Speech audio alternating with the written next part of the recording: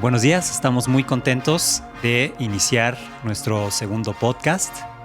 Hoy hablaremos de justicia climática. Yo soy Rodrigo Chacón.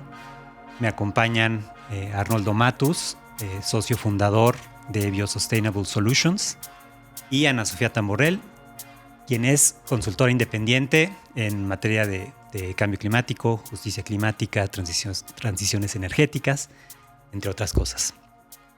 Entonces voy a introducir brevemente el tema y después tendremos una conversación sobre este asunto que se ha vuelto verdaderamente fundamental, y es que pues se puede decir que si no va a haber una transición energética justa, entonces no va a haber transición energética, ¿no? Y bueno, como hemos comentado en este podcast, pues la crisis climática planetaria que vivimos requiere una transición lo más rápido posible hacia energías más limpias. Y pues para que eso ocurra necesita haber una movilización de la gente para que la apoyen, ¿no? Que la gente esté detrás de una transición energética y cambiemos radicalmente la forma en la que vivimos. Y para convencer a la gente a que apoye este tipo de transiciones, pues tenemos que explicar por qué esto es justo, porque esto es algo que de alguna forma, en lo que de alguna forma podemos balancear los costos y beneficios de este tipo de transición que se requiere, ¿no? Entonces, esa es una dimensión de la justicia climática. Otra dimensión es que hay tres desigualdades en la crisis climática que hacen que ciertas poblaciones estén mucho más afectadas que otras, ¿no? Esas tres desigualdades son desigualdad en emisiones, ¿no? Hay 78% de las emisiones son de los 20 países más industrializados. Es decir, el problema en el que estamos metidos generalmente es causado por una población relativamente pequeña. Entonces hay una diferencia muy grande en las emisiones, en la vulnerabilidad, ¿no? México es el cuarto país más vulnerable, según algunos índices, y en los recursos que tenemos para adaptarnos, ¿no? Entonces, en estas tres dimensiones, pues hay desigualdades muy, muy profundas. Y pues de alguna forma se tienen que abordar, resarcir, tiene que haber compensación, etcétera, para que podamos ir cambiando nuestra forma de vivir a hacerla más sostenible, ¿no? Entonces, bueno, ese es el tema general de la justicia climática, y bueno, voy entonces a abrir la conversación con mis amigos y colegas. Y bueno, nuestra invitada el día de hoy, Ana Sofía Tamborrell, ha dedicado los últimos años a estos temas, y lo que ella me platicaba es que casi siempre habla de la justicia climática, ¿no? Entonces, voy a dejar que Ana Sofía se presente y que nos cuente un poco cuáles son las vivencias, las lecturas, las experiencias que la han llevado a involucrarse en estos temas. Ana Sofía, adelante. Muchas gracias, Rodrigo. Qué gusto estar aquí con ustedes hoy y poderles contar un poquito de mi experiencia y de mi visión de un concepto que tiene pues, mucho bagaje y quizás se entiende diferente desde diferentes perspectivas, pero les voy a contar pues, un poquito de mí, y para que también, pues, ahora sí que todos los oyentes sepan siempre desde dónde viene lo que yo les platique el resto de este podcast. Soy Ana Sofía Tamborrell, yo estudié Relaciones Internacionales en el ITAM. Me enfoqué siempre en temas migratorios, eran los temas que a mí me preocupaban, sobre todo temas de migración de tránsito. Y interesada en los temas de migración de tránsito y factores de expulsión de personas centroamericanas, pues cada vez yo regresaba a temas de cambio climático, regresaba a temas ambientales, obviamente económicos y de seguridad, pero un poquito por ahí estaba siempre presente el tema climático. Me voy a hacer la maestría unos años después de graduarme en prácticas para el desarrollo en un programa que lo menciono porque sé que hay audiencia de estudiantes, en un programa que justo aborda, ¿no? O trata de abordar como los retos que enfrentamos como humanidad, como planeta, desde una perspectiva como multisectorial. Y entonces ahí es donde igual me sigo encontrando con clima, pero mi corazoncito y mi estómago siempre como movido por temas de injusticias sociales. Y entonces ahí es donde encuentro que el cambio climático es la injusticia más grande que nos estamos perpetrando como humanidad a nosotras mismas. Y entonces, pues por eso me clavo y un poquito interesada en procesos y en cómo hacemos las cosas y en cómo abordamos las soluciones a los problemas apremiantes. Es que también ahí encuentro la justicia climática, porque no es nada más un tema de esa injusticia, sino también el procedimiento y el cómo vamos atendiendo esa injusticia. ¿No? La parte procedimental importa. Y entonces, bueno, por ahí es desde donde lo abordo, ya tentada a entrar a muchos temas específicos. Pero bueno, esa soy yo. Estuve los últimos 6 años y medio en una organización extraordinaria que se dedica a temas de mitigación de cambio climático, Iniciativa Climática de México, donde pude aprender cómo se implementa este tipo de conceptos y cómo pues intentamos desde distintas trincheras resolver este reto urgente que es la crisis climática. Bueno, perfecto, pues muchas gracias. Y Arnoldo, platícanos tú un poquito. Ana Sofía decía que, bueno, mucho de esto viene del corazón y del estómago, ¿no? Hay muchos sentimientos involucrados. ¿A ti qué te viene a la mente cuando hablamos de justicia o injusticia climática? Sí, yo tuve exposición, digamos, a este tema de justicia climática cuando estaba haciendo el doctorado. Creo que es cuando empecé a profundizar en el tema y voy a un artículo que dejó, digamos, un impacto profundo en mí y es de Karen O'Brien y Robin Leichenko, que se llama Exposición Doble, ¿no? Y entonces en este artículo científico ellos exploran tanto un análisis de evaluación a los impactos climáticos, pero en el contexto de la globalización económica, ¿no? Y en general ellos centran mucho el análisis hacia comunidades que viven de temas agrícolas, ¿no? Por ejemplo, con la penetración también hay muchos artículos de cómo pues, sectores que estaban en la subsistencia a nivel rural, dedicados a cuestiones agrícolas en México, al entrar en el Tratado de Libre Comercio con Estados Unidos y Canadá, pues se ven afectados y también tienen una gran exposición a temas climáticos.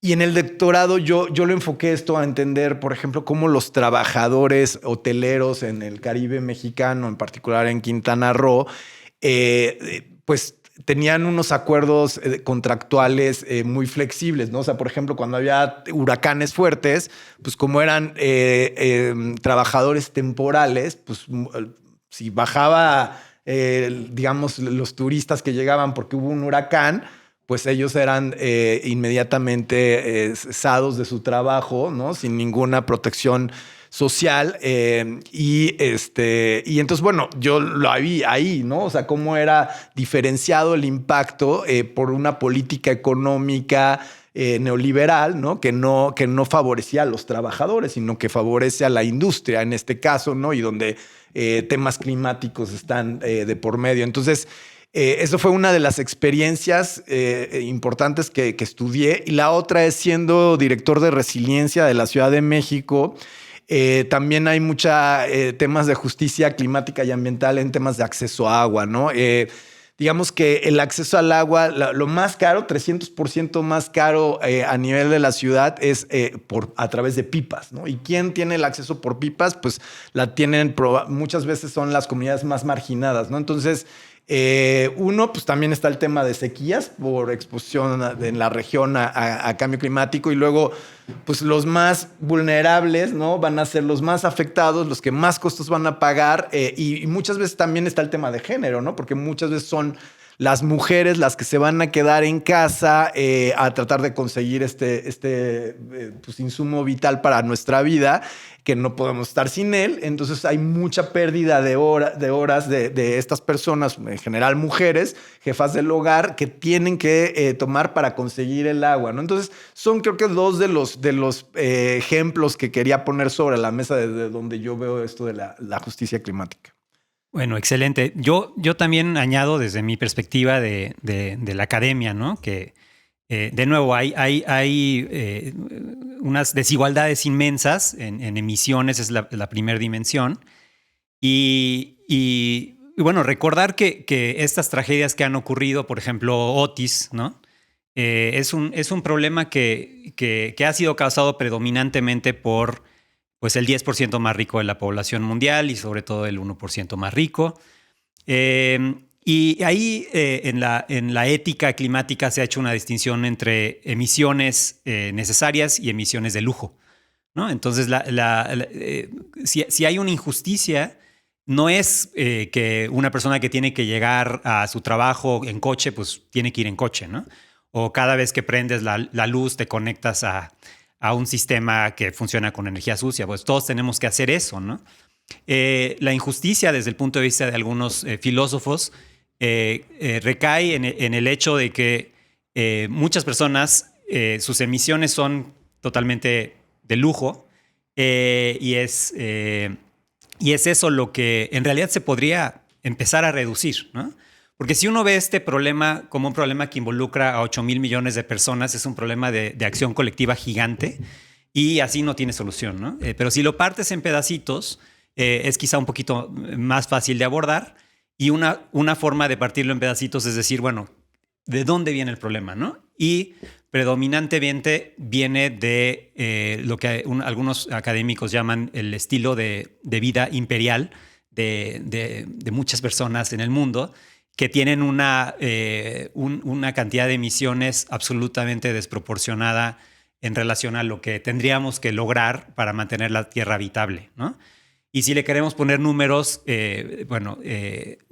una tonelada de CO2 al año por persona, eso es lo que tendríamos que lograr, pero Estados Unidos tiene 14 toneladas en promedio y, bueno, personas dentro de Estados Unidos tienen muchas más toneladas, ¿no? Entonces, creo que esos son datos que hay que tomar en cuenta. Leí también que hay países africanos donde una persona, sus emisiones en todo un año equivalen a las de un refrigerador en Estados Unidos, ¿no? Entonces, eso es una de las cosas que a mí me vienen en mente como académico a través de mis lecturas. No tengo la experiencia que ustedes tienen, pero por lo que he leído, cuando pienso en justicia o injusticia climática. Sí, Arnoldo, adelante. Sí, no, un segundito.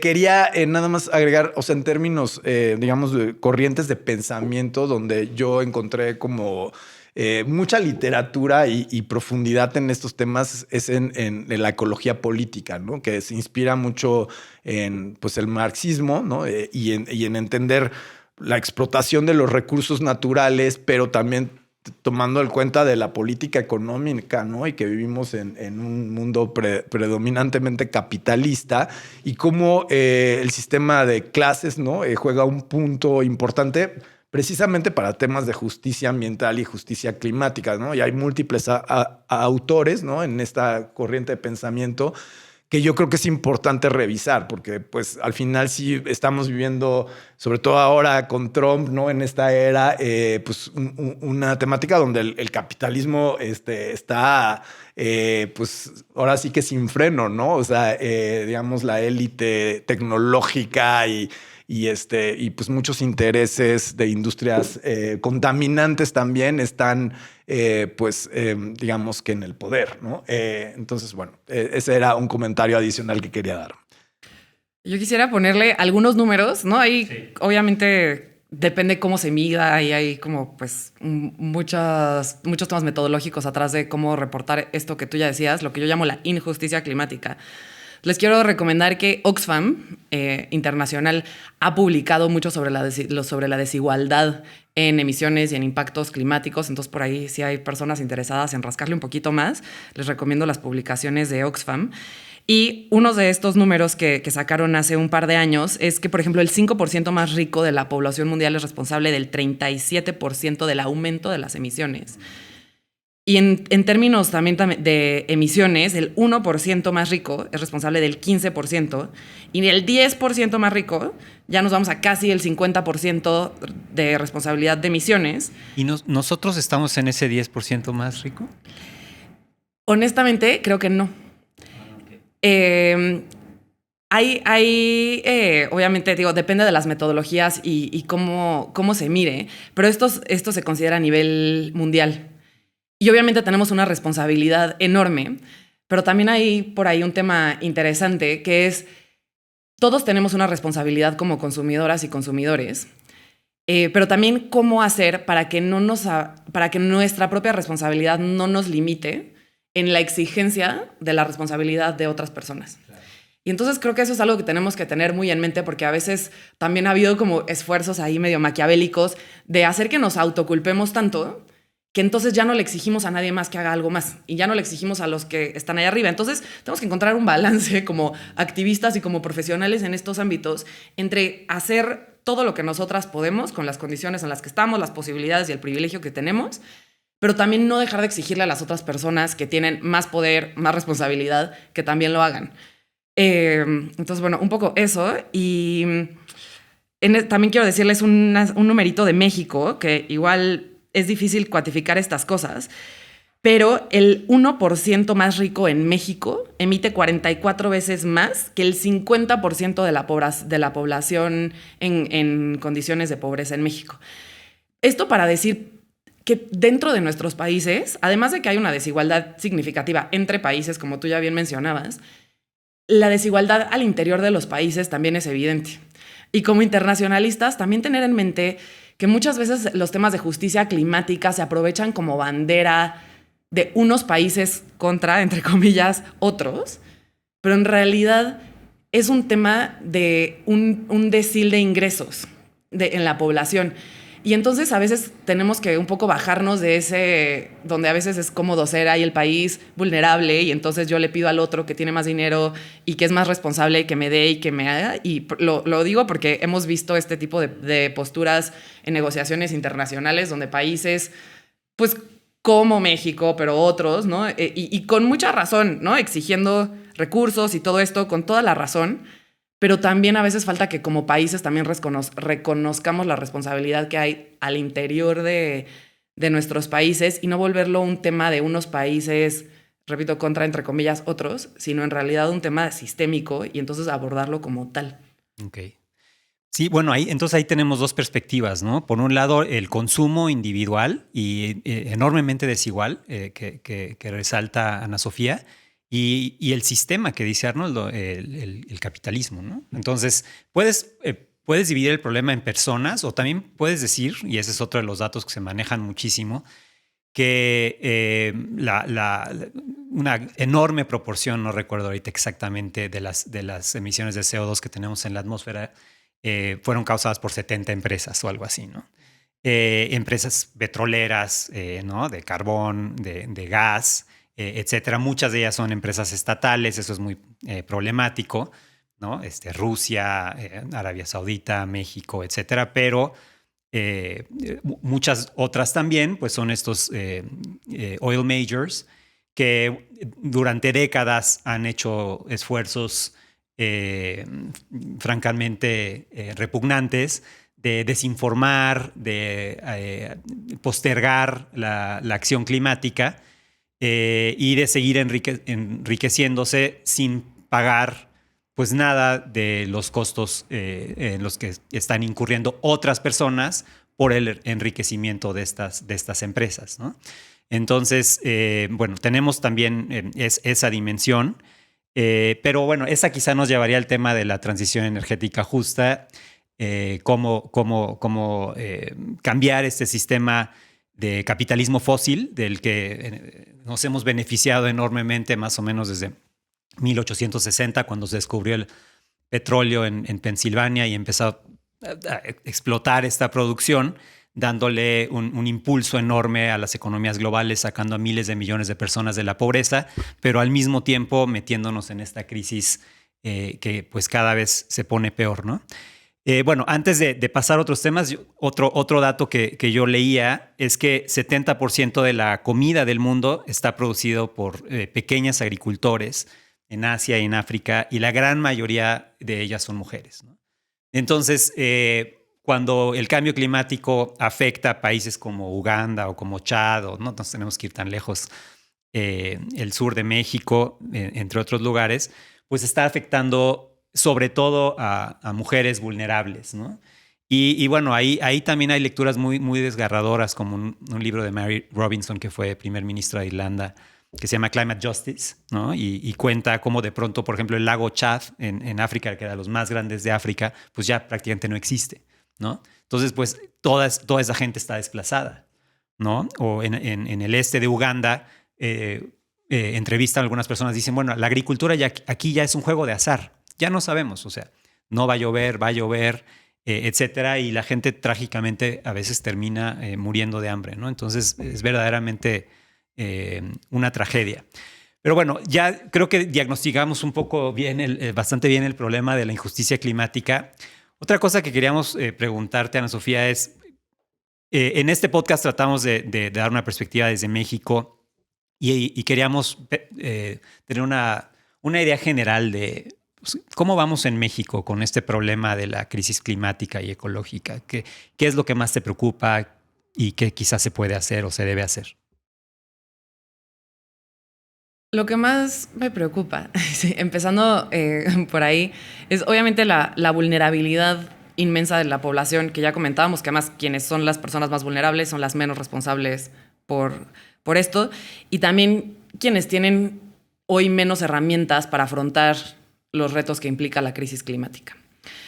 Eso es para mí lo más preocupante, y creo que lo que necesitamos hacer todavía no lo estamos haciendo, que es tener una visión y un acercamiento transversal de toda política. O sea, desde temas de ordenamiento territorial. O sea, cómo ordenamos, cómo gestionamos, cómo decidimos sobre el territorio, tiene que tener una lente de justicia climática.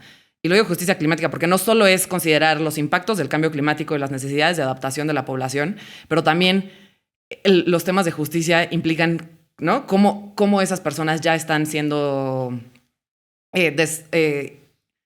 inequitativamente afectadas. ¿Quién va a pagar los costos y beneficios de las acciones de adaptación, de las acciones también de mitigación? Y entonces, desde planeación territorial hasta cosas muy específicas, obviamente, de política ambiental, política energética, política agroalimentaria, creo que atraviesa todo. Y si me preguntaran a mí, necesitaríamos tener una oficina a nivel presidencia para poder hacer esto de forma transversal y que además permee hacia los estados, porque no es una política exclusivamente federal, sino es algo que va permeando en todos los niveles de gestión, desde una agrupación vecinal, un ejido, hasta obviamente gobiernos, alianzas internacionales. Y entonces lo que tenemos que hacer es poder diseñar e implementar política pública que tenga esta lente de justicia. Y como mencionaba un poquito al principio, desde el diseño de esa política necesitamos incluir a las personas potencialmente afectadas y también a las personas involucradas en la solución que estemos tratando de diseñar. Y entonces, ¿cómo vamos a diseñar una transición energética si no incluimos a las personas que usan y habitan los territorios en donde se van a insertar los proyectos de energía renovable, por ejemplo? O a las personas que van a ser usuarias de paneles solares en sus casas.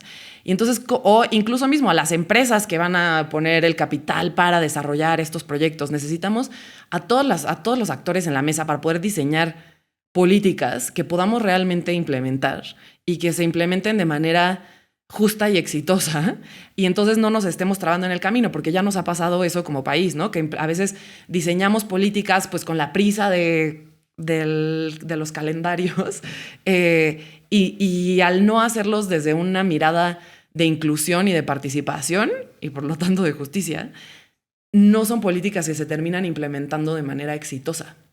Y entonces, si queremos mitigar, hay que incluir a todos los actores, especialmente y obviamente considerando las dificultades de acceso a las poblaciones que son las que tradicionalmente hemos excluido y que también son las poblaciones más vulnerables y que están pagando los costos más altos.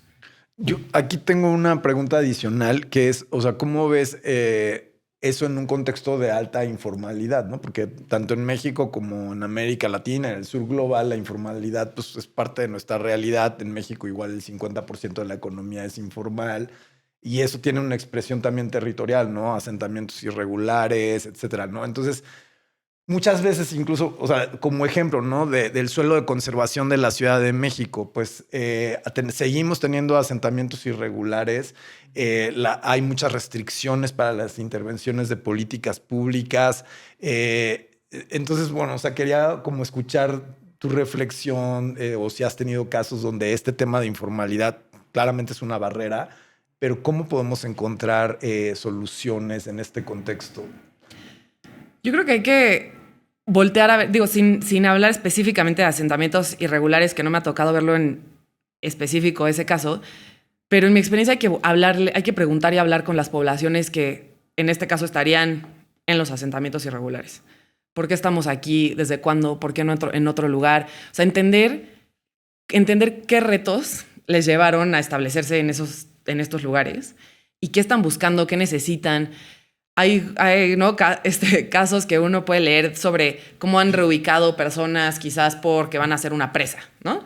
Y entonces a veces cómo hemos hecho ese tipo de procesos tan mal que entonces obligamos a las personas a ir a buscar donde ellos solitos asentarse en esto que se llaman, ¿no? Los asentamientos irregulares. Pero creo que entonces parte de que no estamos entendiendo qué motiva y qué necesitan las personas que están ahí.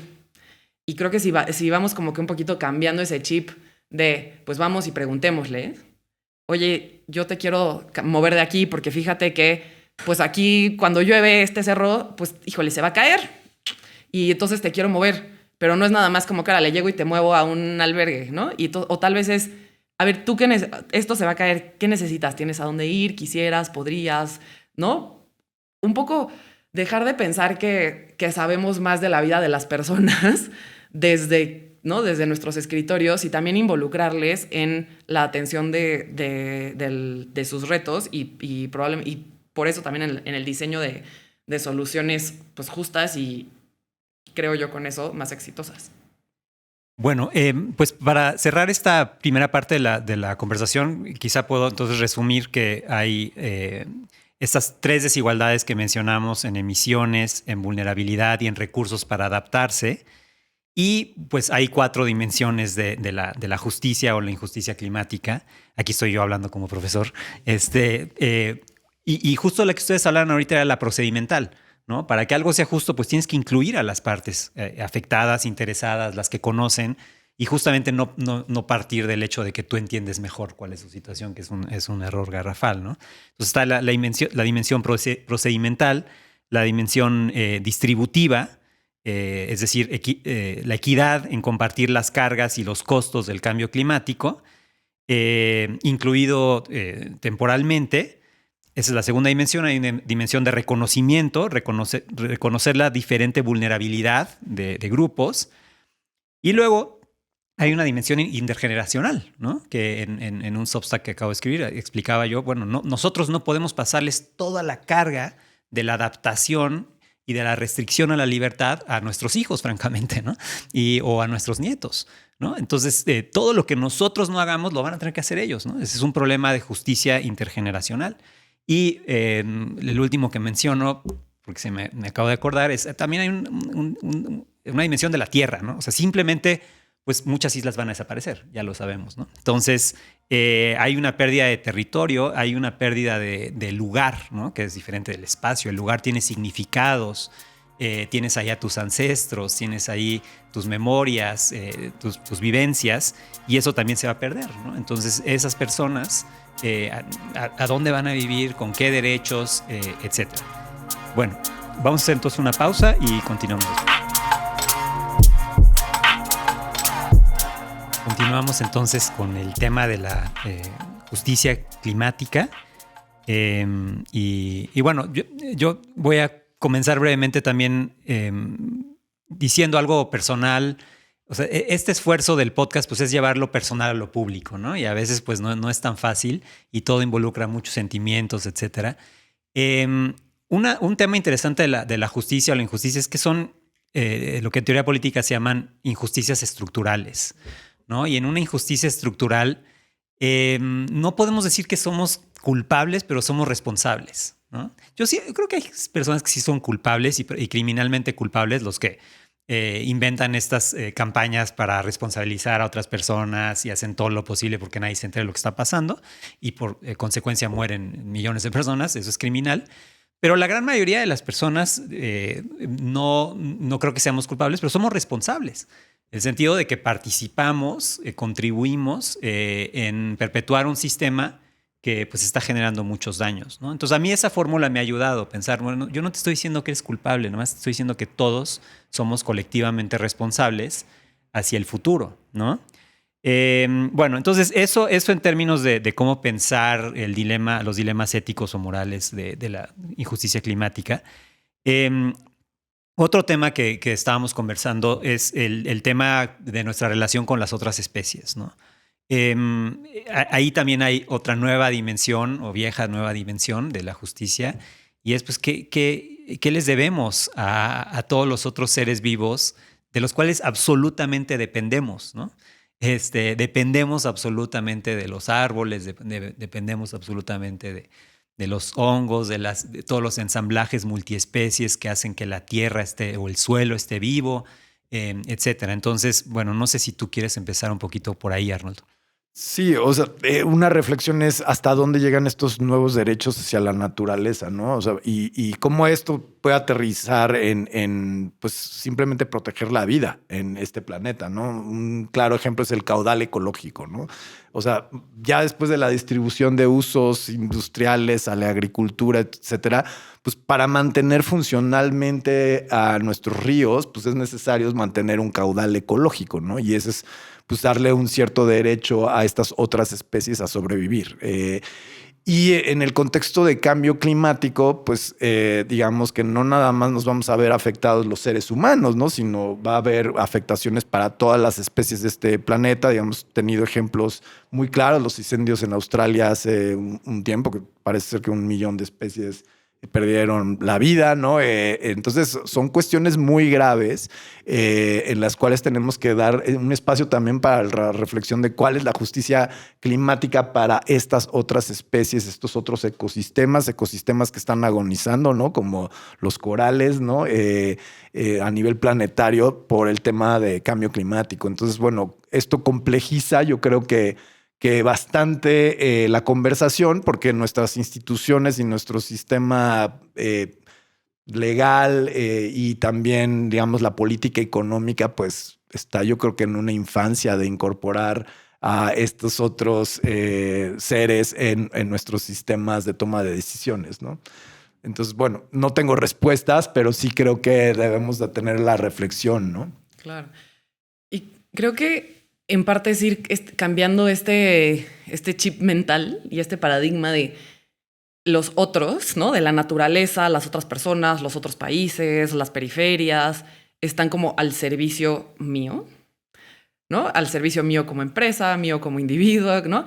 Y entonces creo que es como ese pensamiento un poco tóxico que hemos tenido y que es propio del sistema que vivimos, que nos lleva tanto a explotar poblaciones como naturaleza y justo es ir cambiando este chip de no es solo para mi servicio que está el río, no es solo para mi servicio que está una comunidad pesquera, no es solo para mi servicio que está, ¿no? Las selvas, etcétera. Y entonces es sin yo saber cómo calcular exacto el caudal del río, ¿no? Creo que es ir teniendo esta comprensión de que ni las otras personas, ni los otros países, ni la naturaleza están para el servicio de uno, quien sea, como sea que nos reconozcamos como uno, ¿no? Sí, todos los seres vivos, hay filósofos que han argumentado recientemente, pues tienen sus propios fines, ¿no? O sea, que nosotros quizás no los podemos comprender, ¿no? Entonces, es salirnos de este antropocentrismo y salirnos sobre todo del supremacismo humano, ¿no? Que de alguna forma todo está hecho para nosotros. O sea, hemos vivido con esa comodidad, con consecuencias pues desastrosas, ¿no? Entonces, bueno, hemos visto en esta conversación que entre más nos metemos en el tema de la justicia, pues ya encontramos como 6 dimensiones. Ahora estamos en la dimensión interespecies. Y bueno, ahí también hay desarrollos legislativos muy interesantes, como seguramente han escuchado, donde a los ríos se les otorgan derechos, pero no solo a las propiedades físicas, sino a las metafísicas de los ríos, ¿no? O sea, todos los significados que implica el río. Y bueno, de los países pioneros en esto está Colombia, Ecuador, que realmente han tomado una posición muy extraña, en tanto que han estado dispuestos a dejar el petróleo bajo la tierra, que según todos los expertos, incluso los más mainstream conservadores, ¿no? Como la Agencia de Energía Internacional, dicen, bueno, ya no puede haber explotación de más yacimientos, ¿no? Y que yo sepa, solo son 2 países que han dicho, bueno, ahí vamos a dejarlo, y es Colombia y Ecuador, a través de consultas públicas en Ecuador y en un proceso muy, muy largo, y lo están intentando. Pero bueno, eso nos lleva, yo creo que a pensar en, o sea, ¿cómo nos imaginamos concretamente, Ana Sofía, estas transiciones energéticas justas o esta justicia climática? ¿En qué ejemplos podemos pensar? Sí, creo que primero es tal vez reconocer y hacer las paces con que es difícil que un programa, política, etcétera, sea 100% perfecto, pero necesitamos avanzar porque esto es urgente y hay que hacer algo ayer. Entonces, como partiendo de ese reconocimiento de que es difícil que una cosa vaya a ser puramente perfecta, ¿cómo podemos ir avanzando? Y en el caso de la transición energética, ha habido camino recorrido sobre la transición energética justa. Y bueno, nace como un movimiento de derechos de trabajadoras y trabajadores, pero ahora se entiende como una cuestión más amplia, ¿no? Sobre cómo incorporamos los derechos de todas las personas y balanceamos los costos y los beneficios de esa transición energética.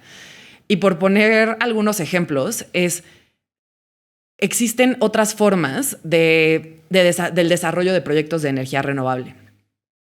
Puede haber otros esquemas de propiedad, puede haber otras escalas de generación.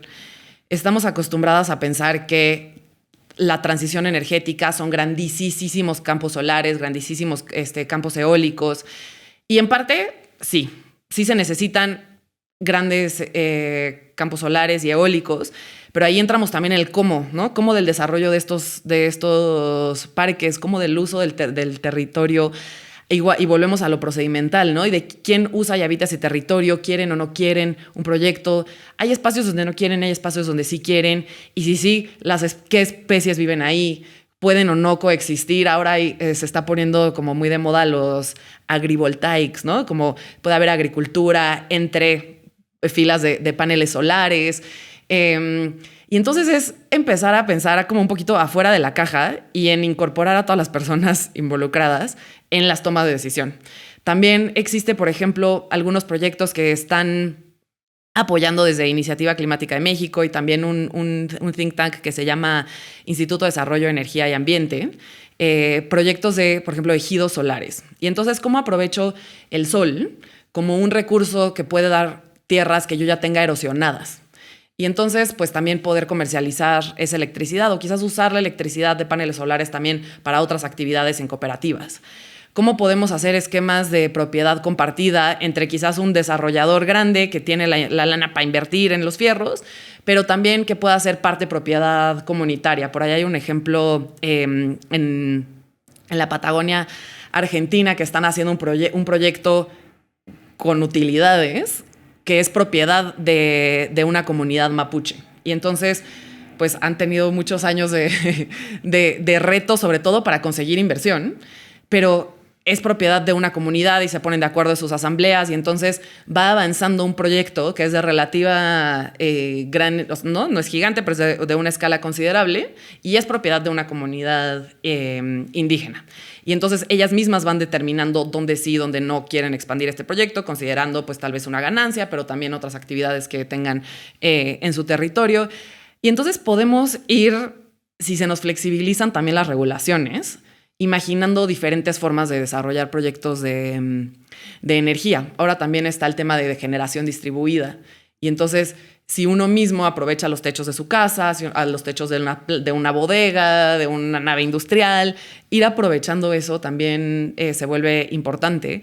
Hay obviamente todo un reto gigante también en la parte de la fabricación de los insumos y de los materiales que no podemos ignorar. Pero entonces también ir incluyendo en la conversación los temas de los minerales de transición, en dónde están esas cadenas de valor, cuánto se está pagando a quiénes.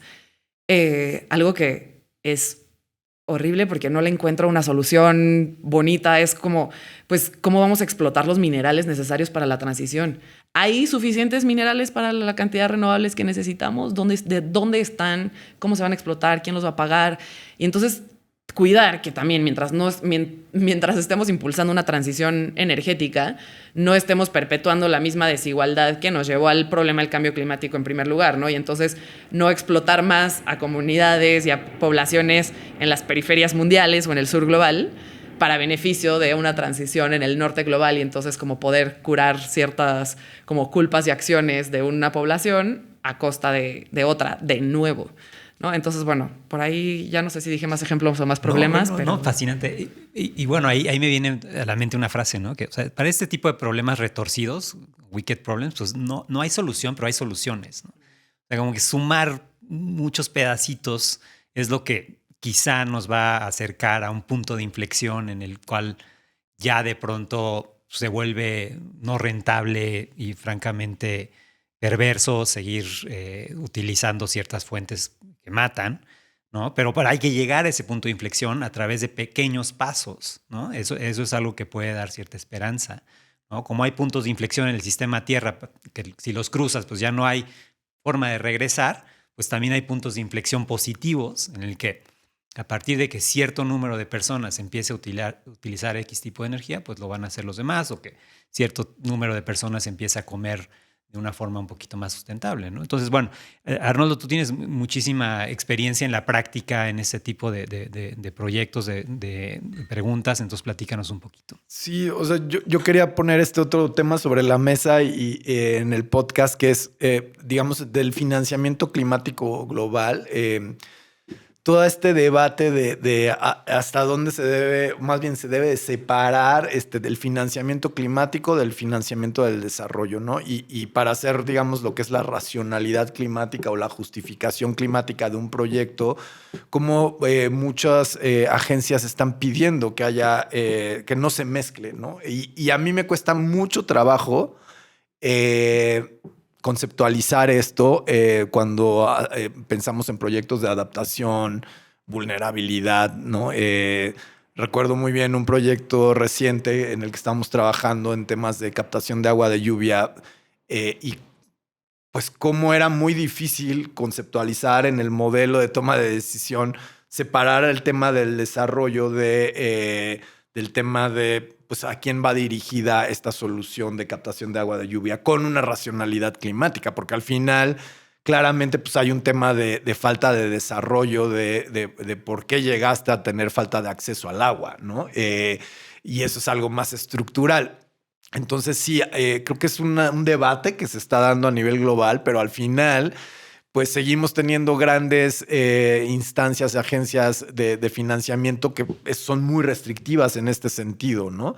Y pues yo creo que es un error porque al final lo que tenemos que hacer es acelerar, escalar pues la acción climática y no encontrarnos con barreras para los que queremos bajar recursos para solucionar problemas, ¿no? Entonces, sí, ese es un tema que creo que es grave para la comunidad climática y sobre todo pensando en que pues, el financiamiento climático no está teniendo los resultados que se esperaban, o sea, no estamos distribuyendo, no se están distribuyendo la cantidad de recursos que se han pactado y bueno, yo espero que no pase, pero pues muy probablemente también regresando a esta nueva administración, ¿no? Con los cortes de USAID y todo, pues va a tener unas fuertes implicaciones en el financiamiento climático y en el desarrollo internacional, ¿no? Entonces vamos a ir viendo esas implicaciones en los próximos semanas, meses,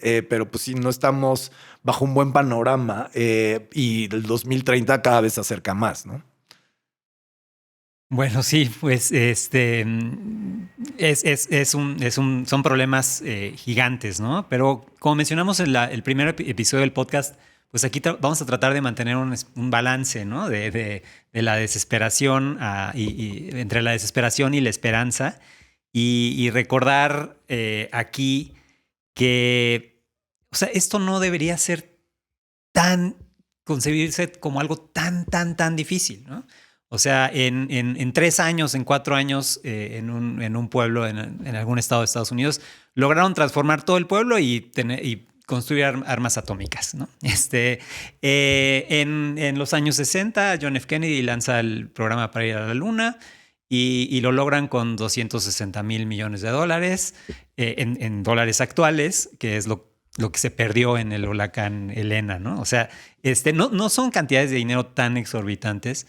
Se habla de que para la transición energética se necesitan 4 trillones de dólares aproximadamente anuales, pero la economía mundial son 115 trillones, ¿no? Entonces es 3%, ¿no? O sea, realmente no tendría que ser algo que nos detiene y que para muchos parece un problema imposible.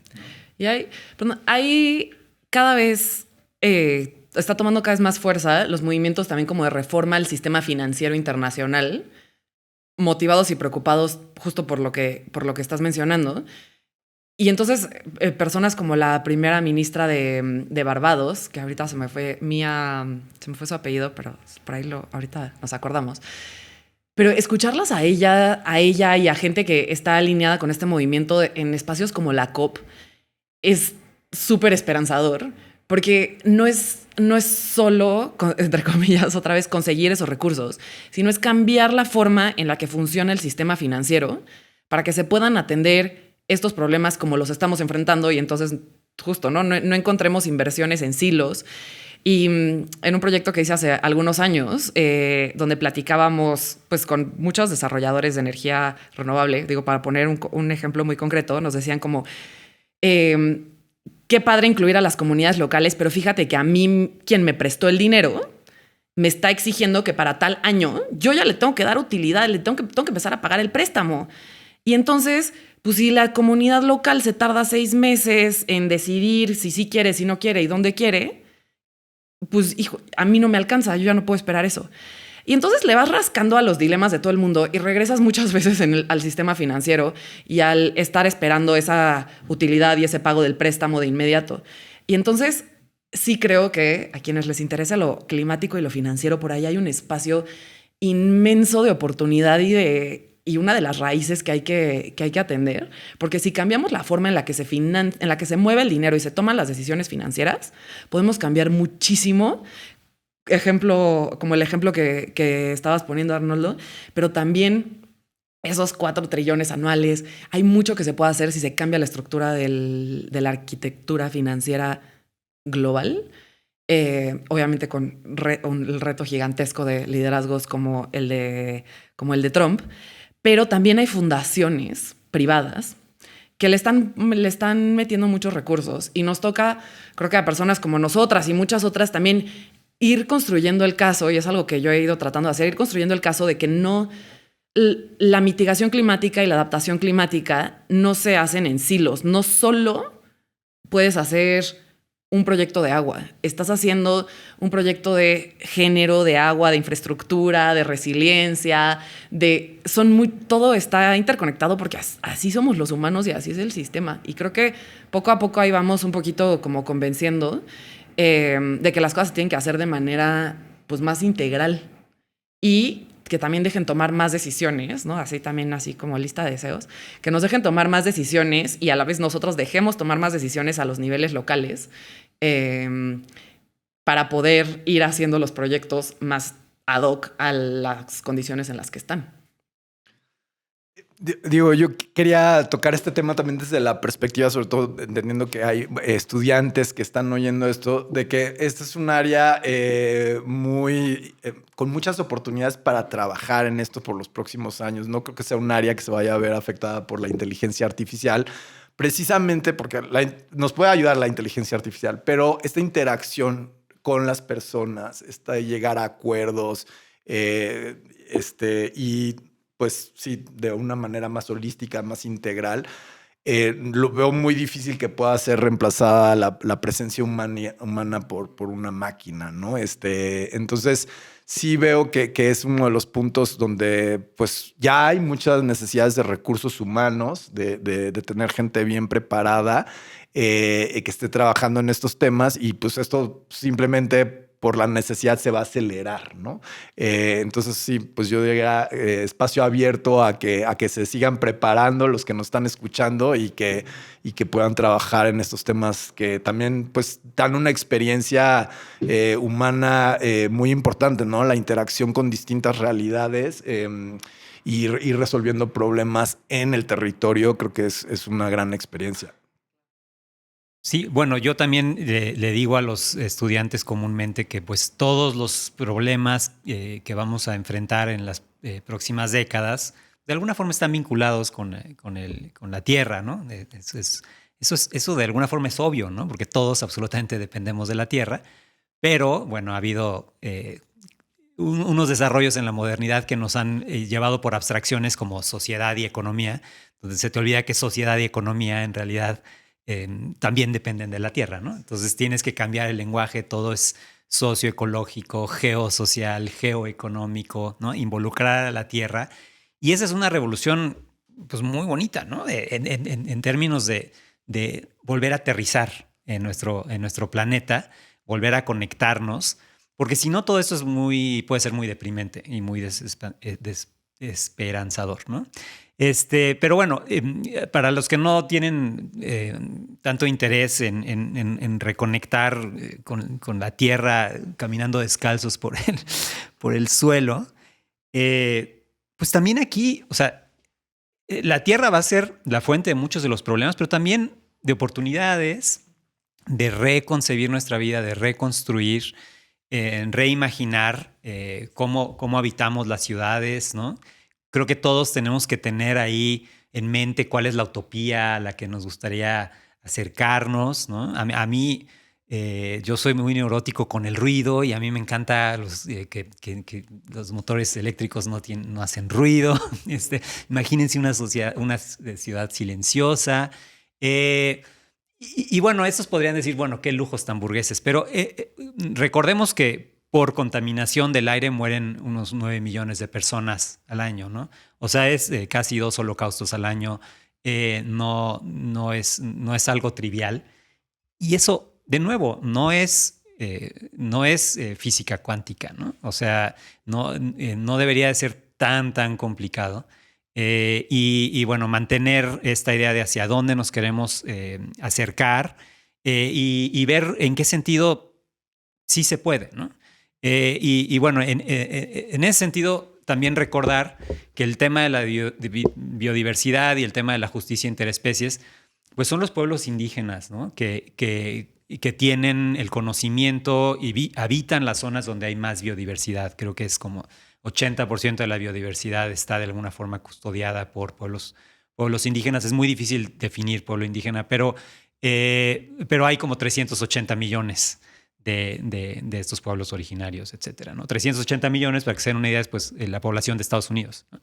Entonces, esas voces pues tendrían que estar incluidas en las COPs, en las negociaciones climáticas y también en el nivel del derecho internacional, ¿no? Los derechos de los pueblos indígenas, ¿no?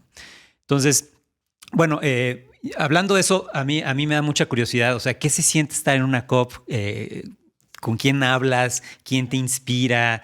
¿Están ahí los pueblos indígenas o solamente están los representantes de las petroleras? ¿Cómo es? Hay un poco de todo. Decir que he ido a una en específico, entonces esta experiencia es de una en particular. Es, por un lado, muy emocionante como experiencia personal, obviamente. Y también es muy abrumador porque hay muchas cosas pasando al mismo tiempo. Están, por un lado, las negociaciones oficiales, pero por otros muchos lados, muchas conferencias, eventos, talleres, protestas, hay muchas cosas sucediendo en paralelo a las negociaciones oficiales. Y entonces, pues uno tiene que estar un poco en todo si quieres estar enterado, pero hay una riqueza brutal en todo eso que está sucediendo en paralelo, porque ahí es donde puedes conectar con muchas comunidades, organizaciones, actores que están trabajando por las mismas cosas que tú quizás en otros países o igual y en tu mismo país y ahí armas, ¿no? Haces como una alianza un poco más estrecha. A veces también hay oportunidad de algunas personas en gobierno que igual y aquí sea más difícil de acceder, pues ahí, ¿no? Hay menos mexicanos, ¿no? En México, entonces igual ahí es más fácil de hablar con algunos liderazgos. Ese tipo de cosas es como es motivador, es padre ver cómo van muchos grupos justo de diferentes comunidades indígenas vestidos con sus ropas tradicionales. Eso da un montón de ánimos y energía, pero se contrasta con lo lentas, difíciles y pues permeadas de todos los intereses perversos que pasan en las negociaciones. Y el acceso a las negociaciones es muchísimo más complicado, entonces uno se va enterando mediante como filtración o tal vez alguien de sociedad civil participa en una reunión y entonces puede compartir con otros de sociedad civil. Y entonces eso va siendo mucho más difícil y nos vamos enterando un poco igual que todos. A veces yo también pensaba como sabía más de las negociaciones oficiales cuando estaba en México que cuando estuve allá. Porque cuando estaba allá, pues estás en todo esto que sucede en paralelo y no estás pegada a la computadora viendo qué se está reportando en vivo de la negociación. Entonces digo, lo menciono también para que cuando estamos en México y hay una COP, hay muchísimo que se puede seguir desde la computadora. Y estando allá es padre esto de conectar con otras personas que están luchando por lo que uno lucha. Y obviamente sí es un descaro la cantidad de gente que va de la industria fósil contra la cantidad de gente que vamos pues, de movimientos, organizaciones de mitigación. Eso es brutal, pero bueno, es parte de esta pluralidad. Pero sí, ojalá fueran balances más equitativos sobre las voces que participamos o participan ahí, sí. Bueno, pues creo que hemos tenido una conversación muy completa sobre estos temas. No sé si ustedes tienen algún mensaje para concluir. Sobre todo, creo que nos escuchan estudiantes.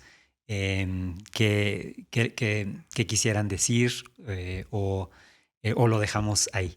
Yo les invitaría a algo que yo constantemente me trato de recordar a mí misma, que es tratar de retar constantemente nuestra estructura de pensamiento, pues como que tradicional, capitalista, consumista, todo esto que ya criticamos y que lo traemos tan metido en la cabeza.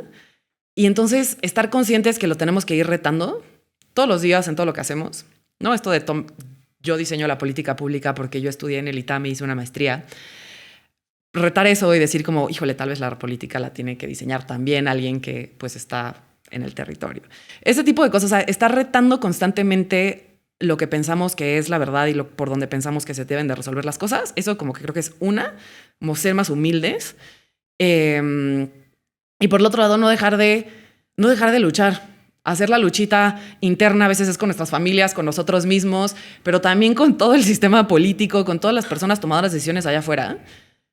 Así sea a veces compartir un post en Instagram, así sea ir a protestas, amplificar las voces que están teniendo los retos ahorita, porque algún día también vamos a ser nosotros teniendo los retos y vamos a necesitar que otros amplifiquen nuestra voz, ¿no? Ahorita donde se están resistiendo a una termoeléctrica más en sus territorios, pues apoyemos a esa comunidad que ahorita es una comunidad resistiendo todo el aparato, ¿no? gubernamental. Entonces apoyemos esas luchas locales desde donde sea que estemos, esperando que algún día nuestra propia lucha local también se pueda ser apoyada por otros colectivos. Bueno, una invitación a que si les gustó el podcast de Fronteras Planetarias, pues que lo difundan, que nos ayuden a difundir, también que le pongan ahí una palomita de que si les gustó, ¿no? Y estamos iniciando, ¿no? Y creo que pues puede ser de ayuda, que nos ayuden a esa difusión. Sí, y concluir con una nota super nerd, que pues humilde viene de humus, que es tierra en latín. Y somos humanos, somos terrestres, somos terrícolas y tenemos que reconectarnos con nuestra tierra. Pues muchas gracias, Ana Sofía, gracias Arnoldo, gracias Edgar allá en la producción. Espero que les haya gustado. Hasta la próxima.